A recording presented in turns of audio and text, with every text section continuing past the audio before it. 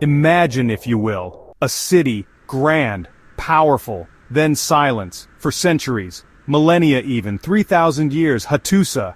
The very name sounds ancient, doesn't it? It was the heart of an empire, the Hittite Empire, a major player, on the world stage of antiquity, yet it faded, almost completely, from human memory, a cosmic vanishing act, this forgotten capital, nestled in central Turkey, built on a rugged hillside, a testament to human ambition and engineering skill, make no mistake. Imagine the minds, the hands, that raised such a city, in an age of bronze and stone. Its story is not just history, it is a journey through time itself. We look up at the stars, seeking origins, seeking connections. The story of Hattusa offers another path, a journey into our own past, the rise and fall of civilizations, a recurring theme on this planet. The Hittites were not so different. Picture Hattusa, in its heyday. Around the 14th century BC, this was no mere village, mind you. It was a thriving urban center, home to thousands, perhaps 7,000 souls, a bustling hub of activity, commerce, religion, power, all concentrated within its mighty walls, a shining beacon. In the Anatolian landscape, the city's defenses, truly formidable. Tall mud brick walls, miles of them, engineered for hilly terrain, a marvel of ancient military architecture, guarding the inhabitants from any threat, stone ramparts, visible for miles, a clear statement of authority. Imagine approaching this city, as a trader or an envoy. The sheer scale would inspire awe, and perhaps fear. Within these walls, life flourished. Vast temple complexes dominated the skyline, dedicated to their many gods.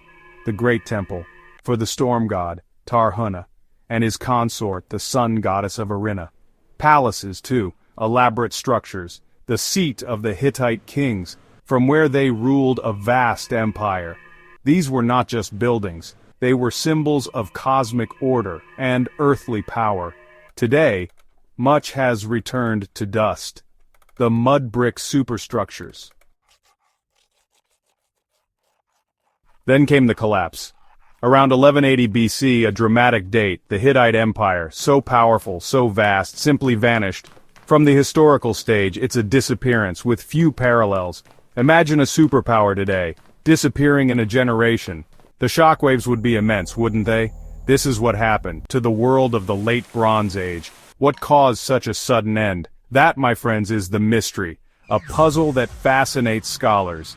Even now, centuries later, there are many theories, of course: political unrest, perhaps a civil war, tearing the empire apart from within, or invasions by shadowy groups known as the Sea Peoples, a wave of destruction across the ancient Near East. Climate change, too, plays a role. Evidence suggests a severe drought, around 1198 to 1196 BC, just before the final collapse.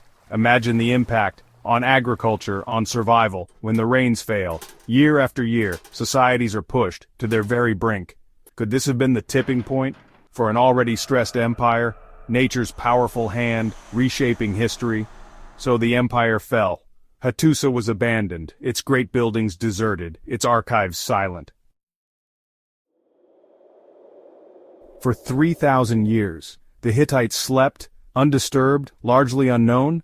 A footnote in biblical texts, perhaps, but their empire, their capital, their story, all but erased. From the grand narrative, imagine that silence, that void, a whole civilization, waiting to be found again by future explorers. A cosmic game of hide and seek, played out across the ages. Then in the early 20th century, the first whispers returned, faintly. Carvings at ancient Egyptian temples spoke of a powerful northern kingdom. Letters, exchanged between pharaohs and these mysterious Hittite kings, written on clay tablets, diplomatic correspondence. These were the first clues, breadcrumbs, leading back to a forgotten people. The thrill of discovery must have been immense. Archaeologists followed these trails, to central Turkey, to a place called Bogaskoy, which we now know as Hattusa. Excavations began in the early 1900s. And what they found was astounding. A treasure trove of cuneiform tablets, thousands upon thousands of them, an entire royal archive, miraculously preserved. Suddenly the Hittites had a voice, speaking to us, across the millennia. These tablets were the key. They confirmed Hattusa's identity. Section 5. Masters of War, Diplomacy, and Innovation. The Hittites were not just a forgotten name, they were a force to be reckoned with. Major players on the geopolitical stage of the Bronze Age, true titans. Their military prowess was renowned. They fought Egypt's Ramses the Great at the famous Battle of Kadesh in 1274 BC, a colossal clash of empires, chariots thundering across the plains, a spectacle of ancient warfare. But war was not their only skill. The Battle of Kadesh, interestingly, did not end in a decisive victory for either side. Instead, it led to something remarkable, the world's first recorded peace treaty. The Treaty of Kadesh, preserved in clay and on Egyptian temple walls. This shows their diplomatic acumen. They understood the art of negotiation, of building alliances, of statecraft. Their writing system, a marvel. They used cuneiform script borrowed and adapted to write their own language and others. Their archives, a multilingual treasure holding records in Hittite, Akkadian, Hurrian, detailing everything from laws like the precise punishment for killing a dog to grand religious festivals. This tells us about their society, their values, their worldview. Section 6. New Clues Unearthed. The Yerkapı Glyphs and Beyond. The story of the Hittites is not finished. It is still being written, or rather, unearthed. Archaeology is a living science, constantly evolving. New discoveries challenge old ideas, adding layers to our understanding. Imagine the thrill of finding something untouched for millennia. A direct message from the past. It must be like touching another world. At Hattusa, the Yerkapı rampart reveals new secrets. An imposing structure with a tunnel beneath it. In 2022, Bülent Genk found nearly 250 glyphs inside. Previously unnoticed, hidden in plain sight. Each glyph represents a word, a new script, a new puzzle to decipher. Meanwhile at Buklukale, more secrets emerge. This was a crucial Hittite military base.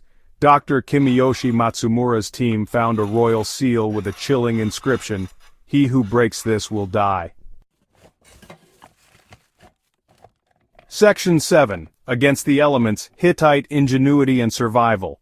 The Hittites didn't choose an easy place to build their empire. Not at all. Central Anatolia, a land of extremes, rocky mountains, virtually unfarmable, plains that could be bone dry or submerged by seasonal floods.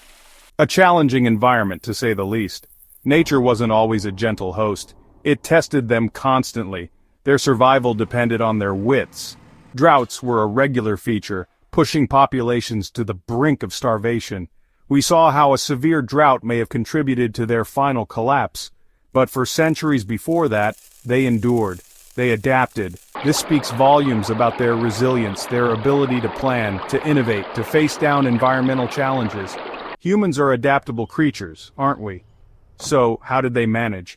Through sophisticated planning and infrastructure. Section 8. Hattusa's Legacy, Illuminating Our Shared Past. The work continues even today. Andreas Schachner leads teams of Turkish and German archaeologists, sifting through layers of time, and Bülent Genk, who found the Yerkapı glyphs. Their efforts add to the Hittite story. It's a collaborative global endeavor. Hattusa is more than just ruins. It is a UNESCO World Heritage Site, a window into the Bronze Age. Studying the Hittites helps us understand ancient cultural interactions. Their laws, religion, and diplomacy offer insights into human society, or perhaps how it hasn't. The rise and fall of the Hittites carries a profound lesson. Empires, no matter how mighty, are not permanent. They are subject to change, to internal pressures, to external shocks. The Hittite story reminds us of the cyclical nature of power and the importance of resilience.